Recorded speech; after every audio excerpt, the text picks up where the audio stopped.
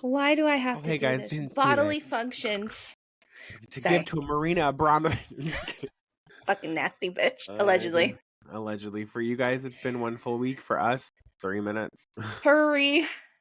I love telling them too. I'm like, listen, the concept of time is so weird when you film in bulk. Mm-hmm. It is It is. 7:35 in the morning on Saturday, June 18th. Nino Daniel. Anyways, thanks for joining us. Chrissy, do you have anything you want to say? What do I have it? Oh yeah, I do. So we are part of the paranormal. The fuck? Oh, sorry, wrong part. We are.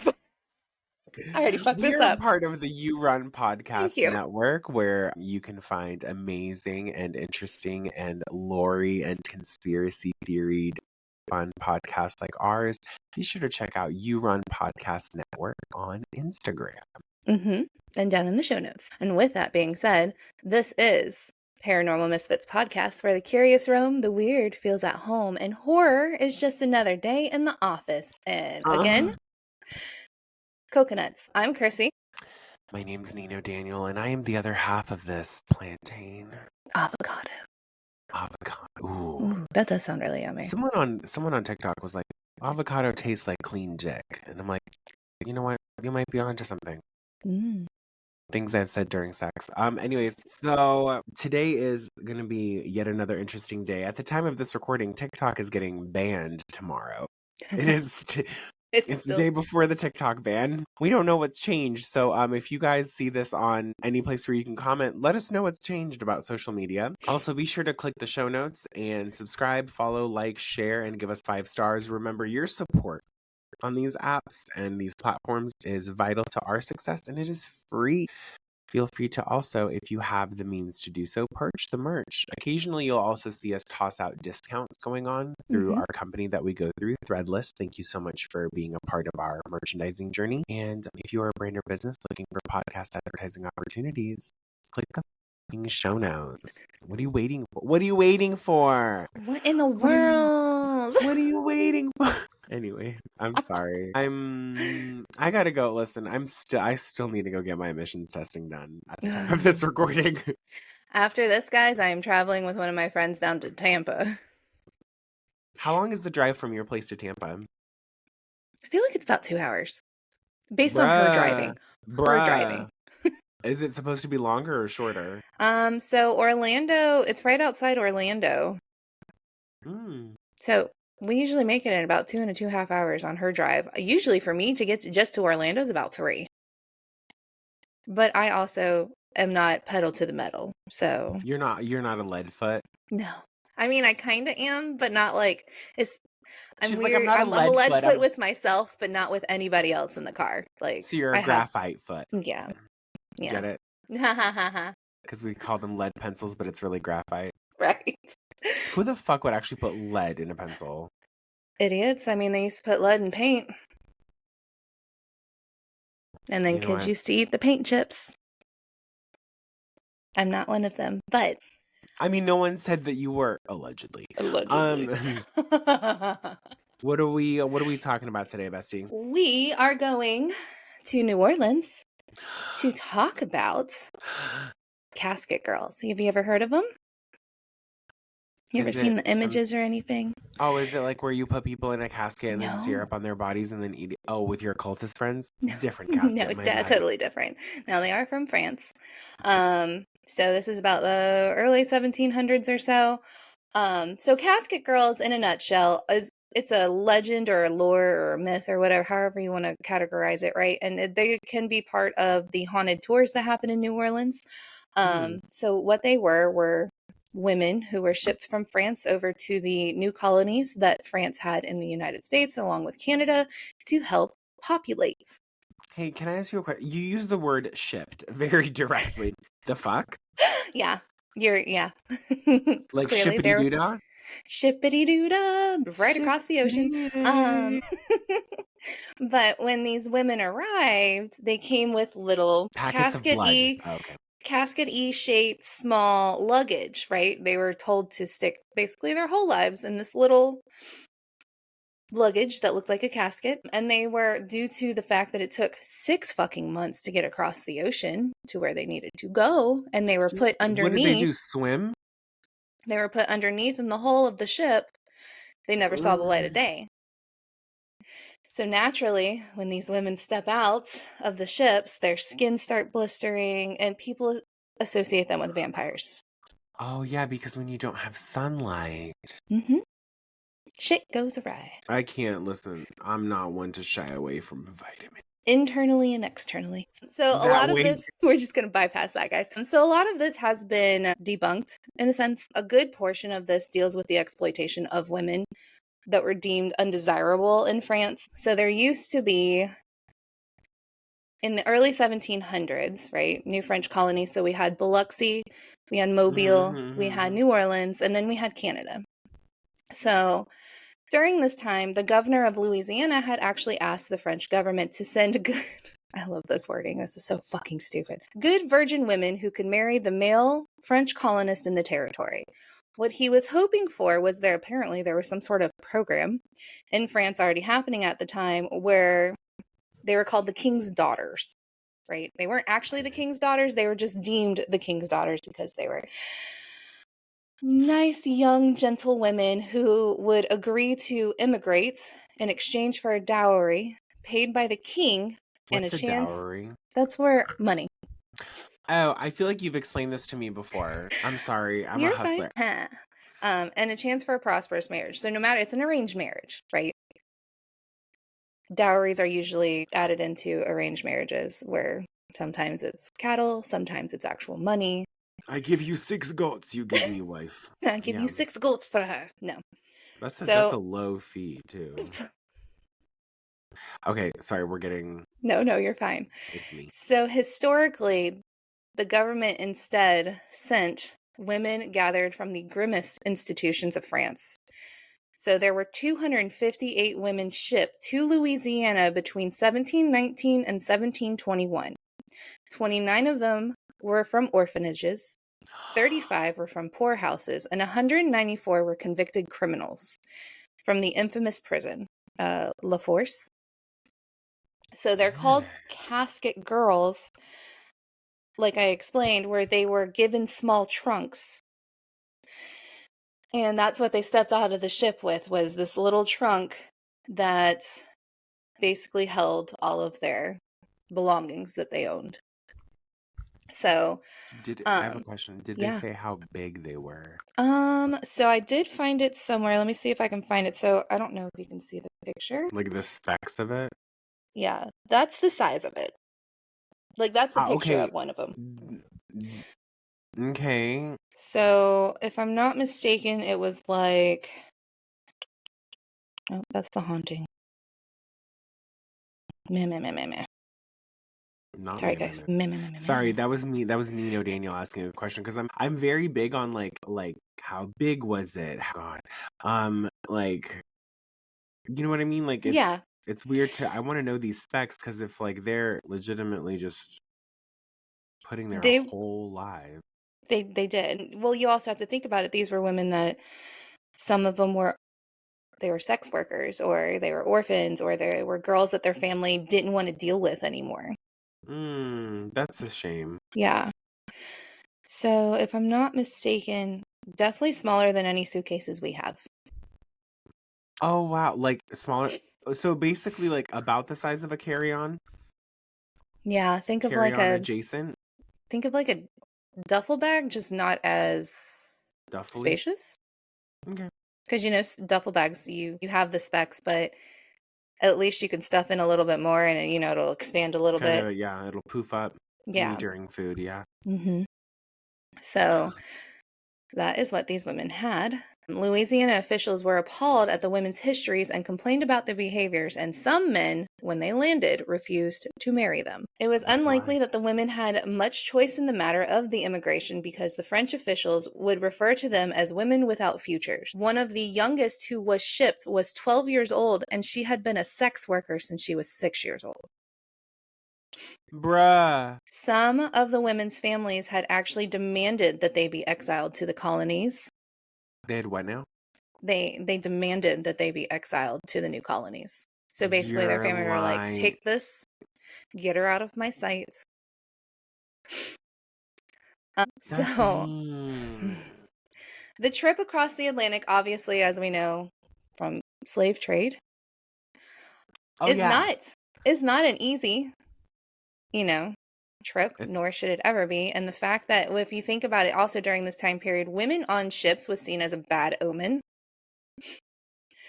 And that's the only way they could transport them.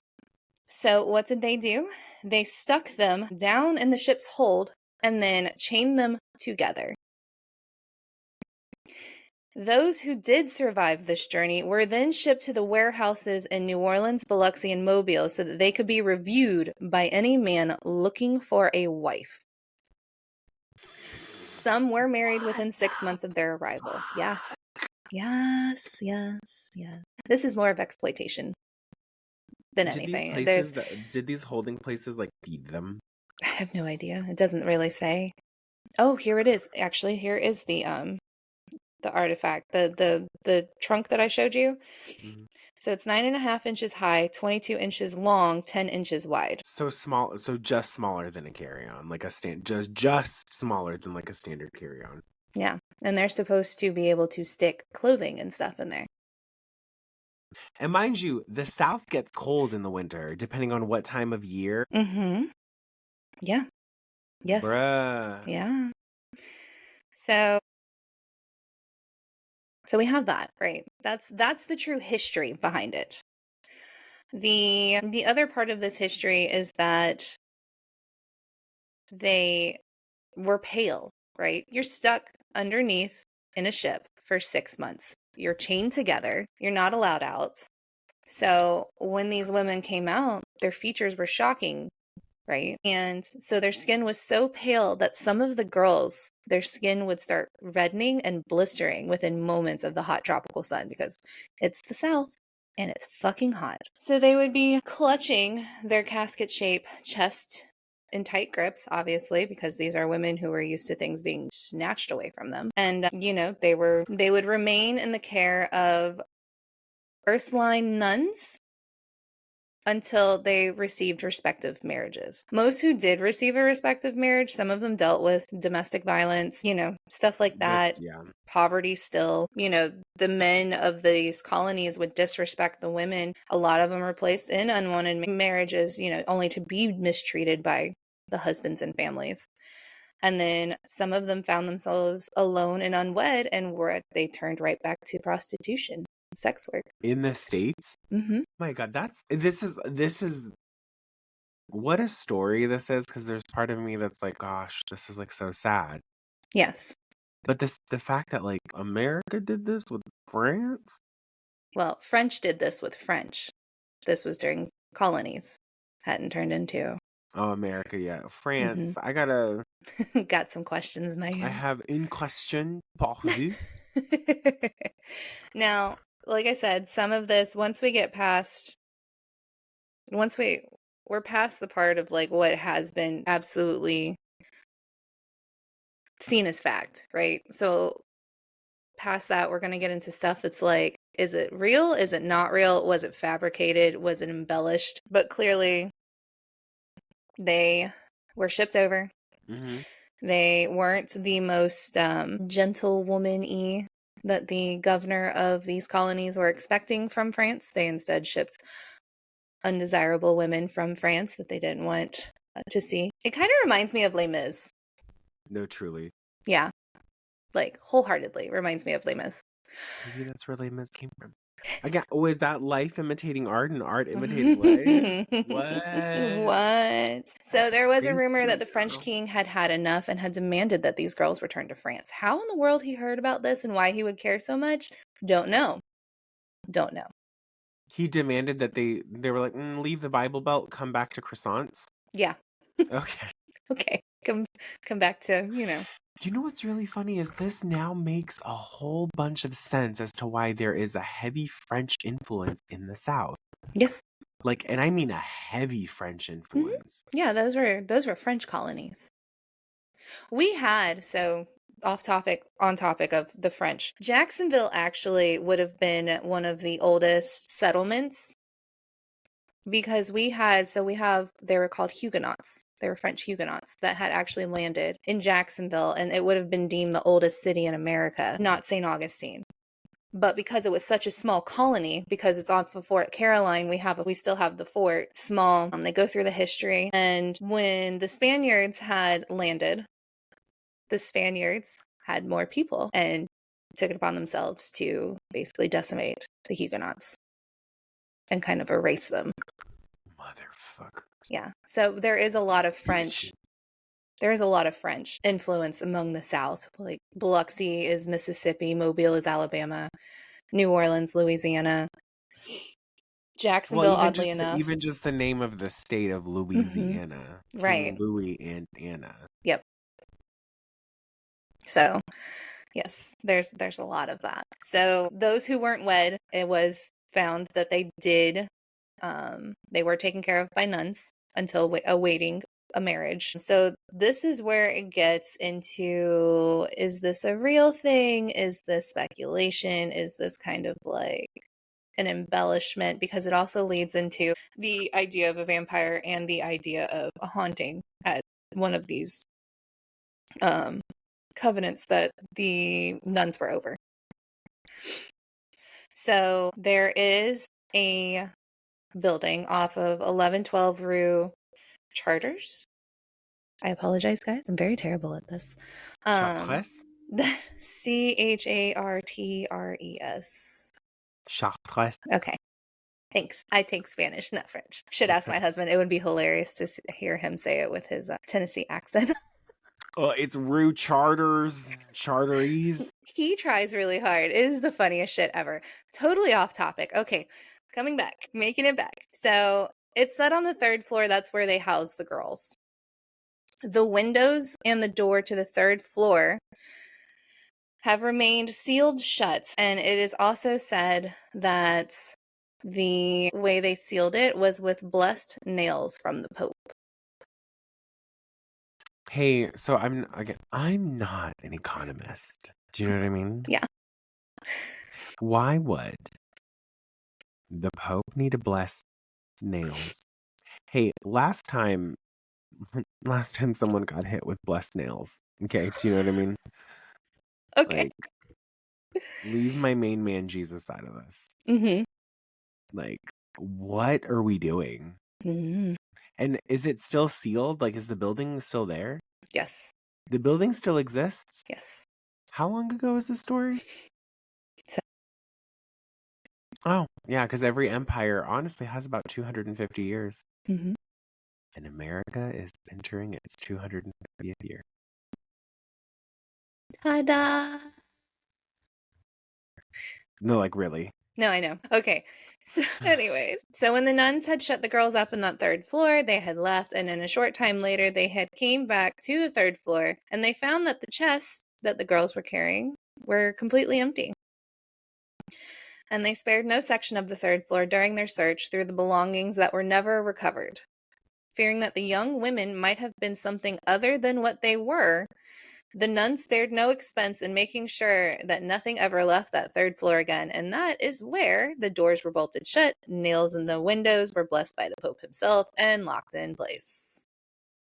And no, like, okay, I don't know if I missed this because my brain is like picturing this. Were the girls locked in the room or were they taken out? They were left in there to die. But there was no girls, supposedly, whenever the nuns went up to go find them, along with the belongings being empty as well. And that's where I get kind of weirded out of, like, how do we make this into vampire? So one fine day. Mm-hmm.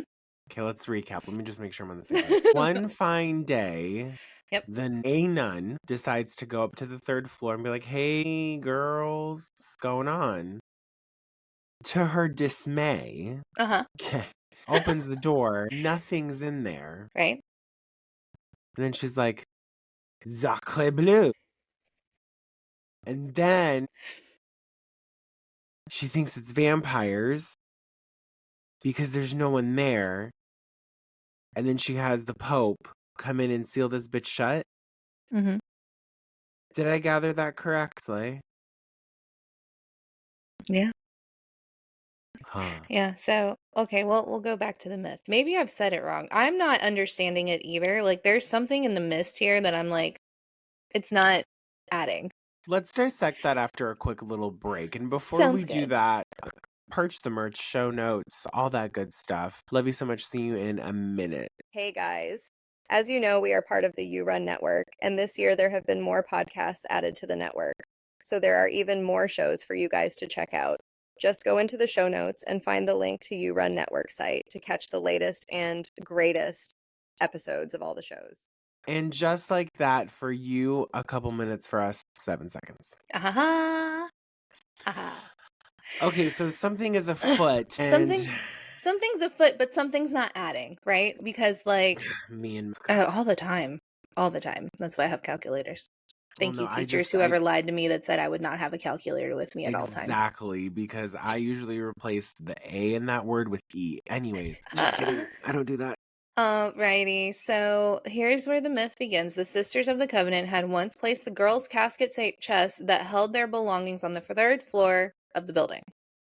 Upon the king's orders, where he wanted them shipped back, the 3rd floor had remained untouched with the windows and doors sealed shut. When the nuns finally returned to collect the girls' items, they finally discover that the infamous chests were empty. See, I know I don't. This doesn't. To no avail, the nuns were unable to find any clues of the girls' once their belongings. The nuns had feared that these girls were not who or what they claimed to be.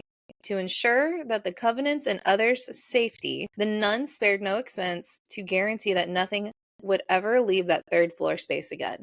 This included bolting shut any entrances and having any nails used in this process blessed by the Pope himself. The rumors that once followed the Casket girls only grew stronger, this time adding one more word in, which is vampire. I am confused. How did we get there? What is the point? I think we missed like 4 chapters. There's something, yeah, exactly. Like, this is an not incomplete. On you. It's like the way the story is like. Okay. So they immediately. Okay. So they just immediately, rather than saying, did they crawl through the floorboards? Did they break out of a window? Did they go through an air duct or something? Right. We're just jumping immediately to vampire. Yeah, and see, that's where I'm not understanding. Okay, I think I know why this might track though, because around the time of this, I think maybe like 100 years prior was the lore that came about the Demeter, which is that like the one that shipped the container, the ship that brought Dracula over. Right. Yeah. Nah, maybe possible. But the thing is that they're talking about these are only the girls' belongings. It's not the girls themselves that they couldn't find. They couldn't find the belongings. But what did you do with the girls? Like, there's something missing that's like. Oh, I didn't realize the girls were still there. See, and that's where I'm confused, because upon the king's orders, he wanted them shipped back, right? Right. You can't ship somebody back without their shit, supposedly.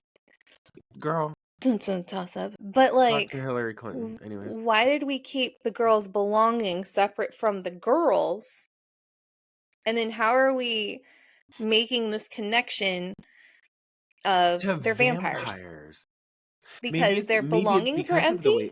Maybe it's because of the way they looked when they got off the ship. Well, I mean, there's that, but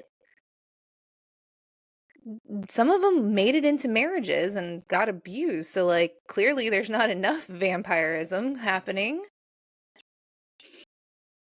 You must bounce on me.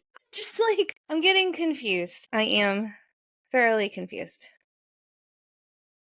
So, like, I guess because someone wrote the truth, unfortunately, while the tales of the undead can be fun and interesting, there's no proof that these girls were vampires. Contrary to popular belief, which we already went over the specs of the actual size of said casket luggage, they're not big enough to fit a body. They're big enough to fit a body part. Do you know any vampires that take themselves apart? Have you seen the Inspector Gadget McDonald's Happy Meal? From the late 90s, early 2000s, you know what I mean? That was a fucking Happy Meal, bitch. That was. I'm just like, I'm having. Why am I still lost? Exactly. I'm lost too. So, oh, by the way, Okay. you're asking how long that building had been there? 34. Okay, and then America became America, what, like, literally, oh my God, literally 40 years later. Mhm. Hold on. Okay, okay. Okay, hold on. Now I'm doing it too. Motherfucking, okay, when Okay. was the Demeter? Hold on, I'm looking this up. When the Voyage Yada, yada, yada. of the Demeter? Oh, never fucking mind. The last voyage of the Demeter takes place in 1897, 60 years after. That's like really close to like this day and age.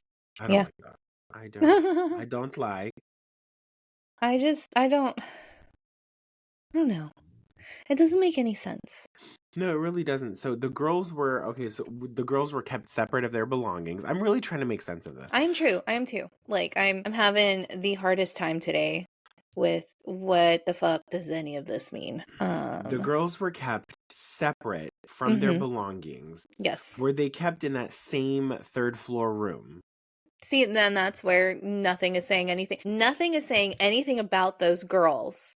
It's just about their belongings. Just about the belongings. Okay, so hey, listen, if you are listening to this podcast and you're a ghost of 1736, if you could just like tell us what the fuck happened, friend. This don't.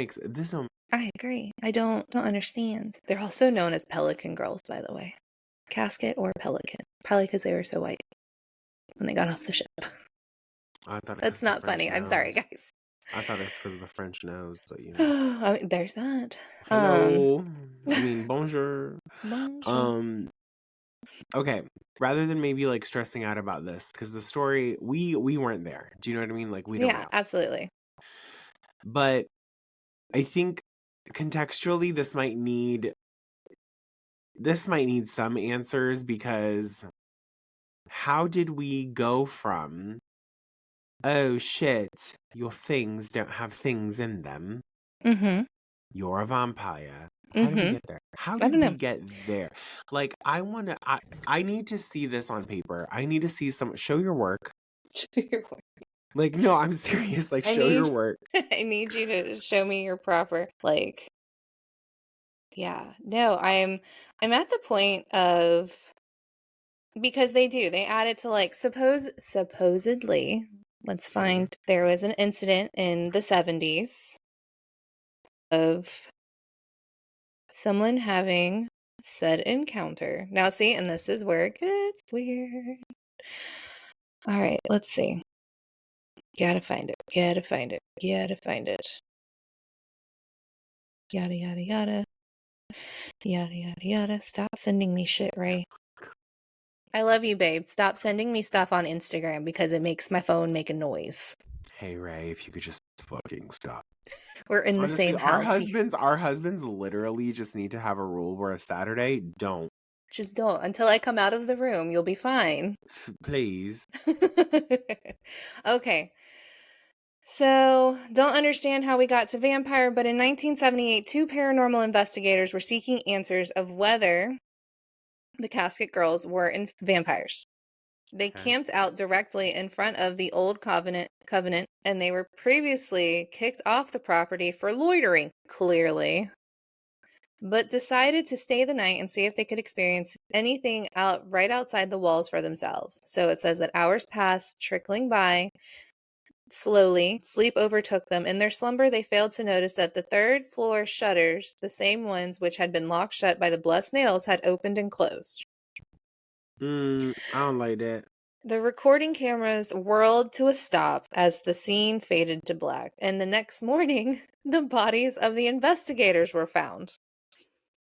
Their bodies were torn open, ravaged as if by claws of an animal, and their bodies drained of blood. Okay, so but see, that's the only rumor of how we get to vampire. And that's not till the 70s. Of this 1970s. 20 years ago. Well, 50, but we're not aging anybody, guys. I'm not fucking ready to admit the fact that the 90s were 25 years ago. Right. The 90s were 10 years ago. Exactly. I agree. No, like the 90s were 10 years ago. Mm-hmm. Like 1999 was 10 years ago. So now what? 70s, now what? I mean, so, and maybe also, like, when we're thinking about this, like, this is also, Anne Rice is from New Orleans, Okay. right? They do, like, a big vampire ball. What The is y'all's interview with the vampire, obsession? a good portion of it was in New Orleans, Okay. right? And maybe that's where this gets, like, its real big push, power push. Yeah, they were vampires. Because I don't understand. Maybe somebody help me. For one of y'all that's listening from New Orleans, we need some answers. I need historical, factual information of how we got here. Like, I get Vlad the Impaler, right? He was seen, but he was also incorporated as Dracula, right? If we're talking Yeah. about, there was one. There's a couple things Vlad wanted to impale. You know what I mean? You must bounce. And then we're also thinking about, like, what's her name? Elizabeth, was it Bowery or something like that? Berkeley. No, kidding. No, she was no, not the actress. She was this, like, noble woman who was killing her virgin maids and bathing in their blood. Oh my gosh. Love when I do that. And, you know, like, but no, I don't. These make sense for vampires. There's nothing in this story ever that remotely explains, close to, like, to make the connection. Like, how did we get here? Out of all the tropical weathered things they could have come up with, that's the story that comes to light. That's a vampire pun. Like, if that were the case, though, then they wouldn't be able to be out in the sun. True. Like, they would have. Bruh. Like. True. Like, I'm at the point that, like, we took it and we ran with it, and we ran so far, because if you think about it, there's vampire speakeasies in New Orleans. There's the vampire ball. Vampirical things, yeah. Right. And it just grew and grew and grew, which is fine. That's fine. Everyone's got to have a little niche, right? Is it? That's how it's pronounced, right? The word is niche. Yeah, that's what I say. Okay, so it's not niche. Got it. I don't feel like it's knit. That sounds weird. All right. And there's an E at the end. Okay, fuck? I wasn't there. No. I'm not saying it like that. It's just like I've heard it both ways, and just like. I love giving you shit. I know. You're like, I'm trying to figure out how these fucking vampires came to be. I'm trying to figure it out. How did we get here? Like, if we're using the time period and dialogue that Anne Rice uses in Interview with the Vampire, totally makes sense, right? Sure. But that's also during the Civil War, wasn't it? When did that happen? 1800s. Okay, recently. Accurate. Honestly. Because, you know, he changes, is it Louis? That's Brad Pitt's character, right? Lewis. Bradley, I don't know. I feel like it's a Louis. But he's dying. It's during, like, this really terrible war. Like, we have all of this stuff going on. So, like, the time period matches, but there's nothing ever anywhere in any of this where we go, you're a vampire. How did New Orleans New Orleans come to this factor? But, like, if we talk about Quebec and the French colonies in Canada, they didn't gather that. They didn't get there. New Orleans was also heavily known to have, like, a voodoo presence. And what does voodoo have to tie in with vampirical efforts? Genuine question. No, yeah. I mean, I don't know. Huh. Okay. Maybe this is the part of the podcast where you are looking down and you're staring at a blank page before you. Stop it. This is not the hills. Let the sun illuminate the words that reaching. I'm trying, like, because, you know, sometimes you follow, especially, like, when it comes to hauntings, you can follow the timelines and you can see where it matches, right? You can see where, okay, yes, that was a tragedy. There is an imprint into the space. Like, societal fabric. Yeah, absolutely. So, like, tracks. Werewolves? Maybe. Maybe. Bigfoot? Have you been to a gay bar? Bigfoot, aliens. What else do we have? I mean, so vampires isn't a far off kind of situation, but like it's not tracking for this story. And it bugs me. Like, I think honestly, in the words of Natasha Bedingfield, the rest is still unwritten because they can't find the fucking evidence. I mean, but then we're making stuff up and fabricating is even worse. And maybe that's where there's no pattern because the fabric doesn't exist. Yes. And these are French women, and they probably needed the fabric to make a Louis Vuitton outfit. I mean, there is one hypothesis to it, right? I thought you were going to say hyperbole. No, is that they used this lore as a means to cover up many interracial marriages during this time period. Because a lot of these women were deemed by the men, the French men, as what the fuck? You are not pretty for my southern plantations. It's basically the song they sung. Yeah, pretty much. So they were either that or they went back into prostitution, which again, only really happens during the evenings and dusk periods. They ain't going out and looking for it during the day. Hey, give me a... that's why they call them ladies of the night. That's right. So, like... I just made that up. That tracks. Do we call them ladies of... Like, are we insinuating that ladies of the night are vampires? Maybe that's where the lore came from. I think you're uncovering your missing fabric. It still doesn't make any sense. Yeah, no, the fuck it doesn't. Where the fuck am I going with this? Where are we going? I'm just trying to make it make sense. It's just, it's not though. You know? Makes no sense. You couldn't get $1 out of me. Anyway. But yeah. But, that's where we're at. That's today's episode. What do you think? Girl, if you live in New Orleans or have been to New Orleans or really like comment? This lore, can you just like DM us or fucking... If you are a vampire professional with good resources, send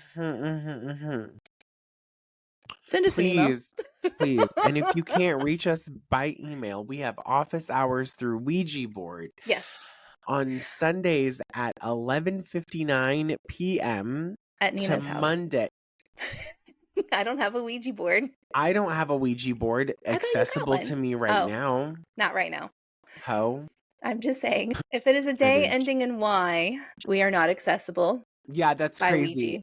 Ouija. Yeah, so we're actually available on the 8th day of the week. What's the 13th month of the year? Because that's the month I'm available in. Fuck around and find out month. We're in it right now. We're in it. Shut the fuck up. This is the tester to 2025, guys. Don't think it's an actual month. Honestly, yeah, I really don't feel like January is like... Everyone's like, new year, new me. Girl, shut the... Anyway. So... How? The things you've lied about. Well, anything more to say? Let me know if you have any shout-outs before I wrap us up. Shout out to me and Nino for putting these episodes together today. Yeah. Because it was a week. It was. It was a week, and we powered through it. So yeah. Shout out to us. Future Nino and future Chrissy, what's the status of TikTok? What's the status of your mental health? Yeah. Nino, how's Ramadan going? Oh, yeah. Nino, I think if I'm not mistaken, Ramadan just is about to start. How's that going, babe? When do we officially air? When do we officially go? February what? February 8th. So this episode will not be out until February. Towards the end of February. This episode comes out. This is going to be March 1st. Kicking it off. And oh my god, it's the first night of Ramadan. Means, how you doing, babe? Hey. How you doing, babe? You skinny yet? You haven't killed anybody, right? The hangry hasn't taken over? Nino now recording this has been prepping for Ramadan because it takes like a month to prep. Good gracious. But yeah, well, I second that. I want to shout out us because we're the shit, the tits. And ladies and gentlemen, make sure you open up those show notes. Make sure you follow us on all social platforms. Give us 5 stars. good reviews, subscribe. It's all free. It helps us. Helps us keep the podcast going. It helps us keep our sanity afloat, and it makes sure that we don't send La Llorona to you or a French vampire. Thank you so much for joining us today. Yeah. Your presence has been... Yeah, that was a weak entry anyways. Well, I'm going to go poop. And then thank you all so much for joining us. Yeah. We know you don't want to leave. God, I know, bestie. Jason, I know you don't want to leave, but since you have to go, you might as well creep out.